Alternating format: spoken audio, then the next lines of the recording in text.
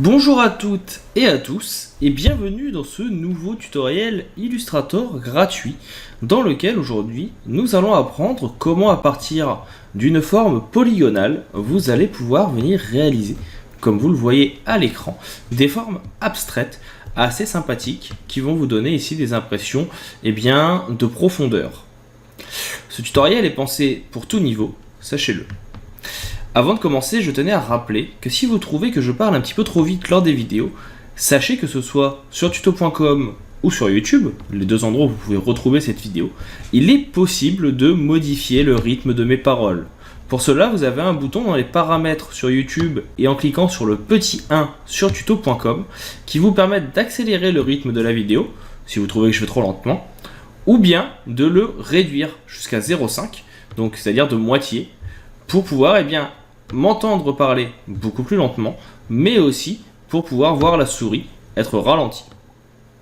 Si jamais vous avez des questions sur les différentes options que vous allez voir au cours de ce tutoriel, n'hésitez pas à m'en faire part via les sections commentaires, entraide de tuto.com ou encore la FAQ.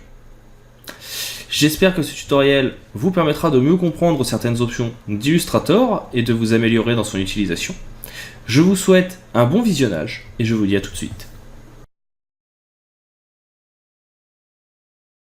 Passons maintenant à la pratique. La première chose à faire ici va être de venir réaliser avec votre outil Polygone une forme. Alors, vous voyez ici que vous allez pouvoir créer votre forme. J'en profite, petite astuce à connaître. Lorsque vous venez appuyer sur les flèches du haut et du bas, vous pouvez augmenter le nombre de côtés. Donc là, je trace mon polygone. Le paramètre ici est déjà pris en compte, on va venir le refaire pour que vous puissiez voir et comprendre. Donc ici, je vais même en faire deux. Un premier où vous allez avoir ici donc la forme complète avec une graisse de contour de 5 points. Pour les contours, vous venez dans Fenêtre et vous avez ici Contour. Je vais dupliquer mon élément en appuyant sur la touche Alt et en le décalant. Et vous voyez ici, vous pouvez également venir faire des pointillés. Le paramétrage étant déjà enregistré, vous voyez que le fait d'avoir un tiret de 1, c'est le petit point, espacé ici de 20 points, va vous permettre d'avoir une succession de cercles, ce qui peut être assez intéressant. Si vous voulez augmenter la distance entre les points, vous venez augmenter l'espace. Si vous voulez le baisser, vous venez baisser l'espace. Là par exemple, je vais mettre à 20 et je vais baisser la graisse à 3. De cette façon, j'ai bien une succession de points. Une fois que cela est fait, que vous avez votre succession de points et d'éléments, on va pouvoir venir jouer avec les fameux effets. Dans un premier temps, je vais venir par exemple jouer ici avec celui-ci. Je vais mettre un dégradé en place, qui va être un dégradé de orange vers, ici par exemple, du bleu. Je sélectionne mon contour, je ferme le tout, et je vais aller dans Effet, Distorsion et Transformation, et ici j'ai Transformation. Et une nouvelle fenêtre s'ouvre alors. Cette fenêtre, comme vous le voyez, elle permet de modifier l'échelle horizontale, donc vous allez pouvoir agrandir vos éléments, n'oubliez pas de cocher aperçu, donc voilà, verticale aussi, qui va vous permettre de modifier verticalement votre forme, de la déplacer à gauche ou à droite, là je vais rester à 0, de modifier son angle, donc là ça peut être intéressant pour notre forme, on va rester à 0 pour l'instant aussi, et vous allez définir ce qui doit être pris en compte. La transformation d'objets, ici, la transformation des motifs, la mise à l'échelle des contours et effets, on va le cocher, on va garder également les motifs. Vous pouvez faire un miroir ici sur l'axe X, donc X c'est l'axe du haut, ou sur l'axe Y. Et vous pouvez même faire une modification aléatoire. Enfin, vous pouvez définir ici le nombre de copies. Par exemple, ici je vais mettre 25. Une fois que cela est fait, si je viens par exemple modifier mon échelle et passer ici à 90, et bien automatiquement vous voyez que je vais commencer à créer des formes un petit peu vectorielles et un petit peu différentes. Et si là je remets 90, et bien elle me crée, comme vous le voyez, une forme avec un effet de profondeur. Je peux également venir faire un déplacement qui va me permettre de créer et de modifier cet effet de profondeur très rapidement. Vous voyez que c'est assez intéressant pour créer des effets 3D. Verticaux et bien sûr horizontaux. Et vous pouvez également venir modifier l'angle. Alors là je vais revenir à 0. Donc là on va se remettre à 0, on va se remettre à 0. Et ici, si je remets à 0 également, si je viens modifier mon angle, vous voyez qu'en fait je vais pouvoir venir faire tourner le tout. Je clique sur OK, mon élément est mis en place, et si je viens baisser la taille, vous voyez que je peux modifier mon effet. Donc c'est très rapide à mettre en place et relativement simple. Je peux à tout moment, bien sûr, appuyer et sélectionner le tout et aller avec la touche Alt à côté. Et ici en sélectionnant, si vous venez dans votre fenêtre Aspect, donc qui est ici, vous allez dans Transformation, vous refermez le menu si vous voulez, mais surtout si vous cliquez sur Aperçu, vous voyez que vous pouvez remodifier encore votre aspect à tout moment pour agrandir l'effet. Et plus vous augmenterez ici, et plus vous aurez l'effet qui sera modifié. Ce qui vous permet vraiment très rapidement de créer vos formes vectorielles personnelles très simplement. Ce que vous pouvez faire également, c'est venir modifier votre dégradé. Donc là, je reviens sur l'outil dégradé, je double-clique, je ne veux plus du bleu, je veux par exemple que ce soit du turquoise. Donc je ne veux plus de l'orange, je veux que ce soit du rouge. Et vous voyez que très rapidement, vous pouvez mettre en place ces transformations.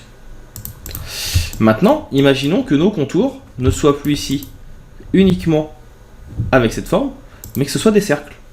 Je les sélectionne, là je n'ai gardé non pas un dégradé, mais qu'une forme qui va être du turquoise.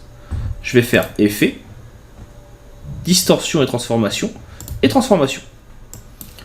Aperçu, je reste ici sur 25, je passe à 90-90, et j'ai ici donc ma succession de points.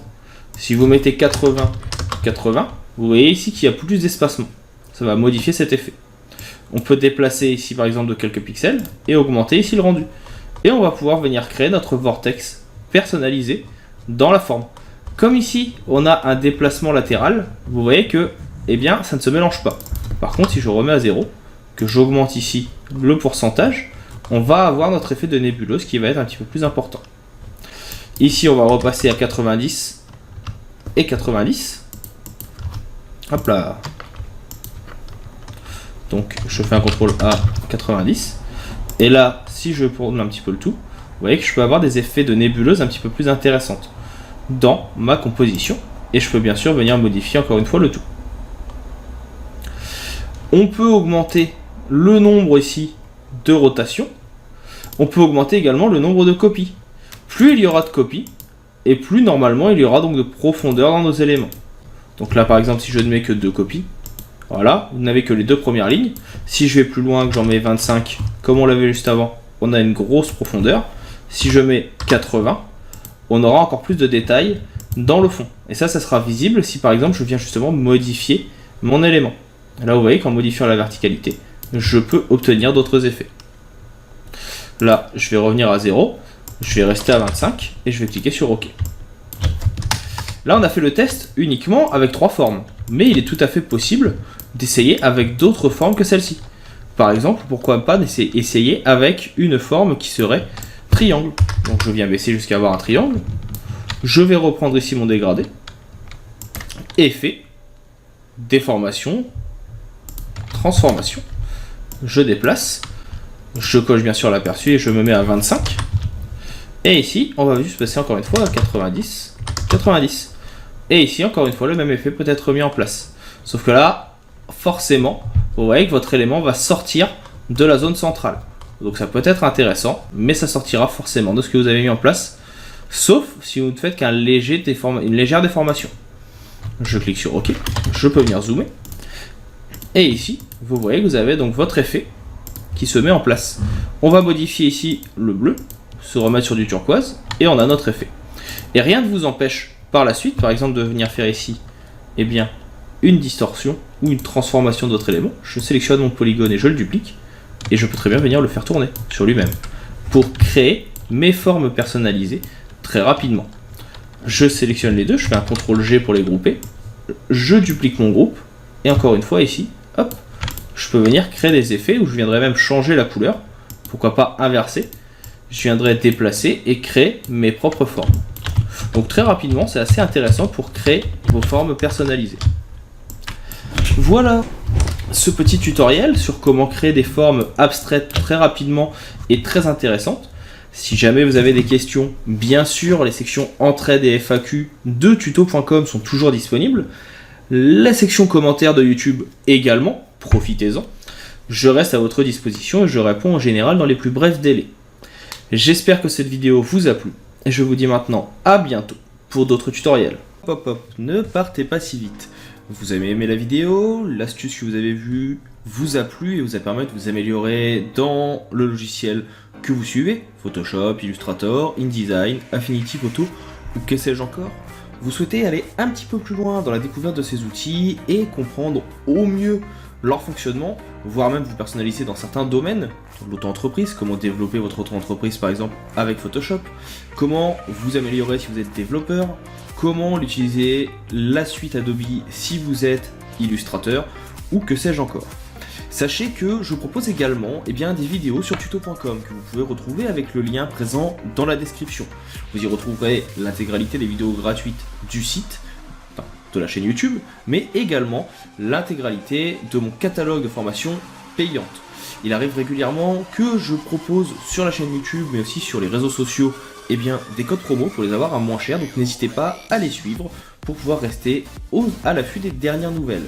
Je vous invite également, bien sûr, à laisser un commentaire, un petit like, à partager la vidéo autour de vous, afin que la chaîne puisse grandir. N'hésitez pas à me dire ce que vous en avez pensé, c'est toujours avec plaisir que je lis les commentaires et que je réponds, même en cas de besoin. Je vous dis maintenant à bientôt pour d'autres tutoriels, pour d'autres ressources, pour d'autres outils liés au monde du graphisme ou du marketing. Je vous souhaite une bonne continuation et je vous dis à bientôt.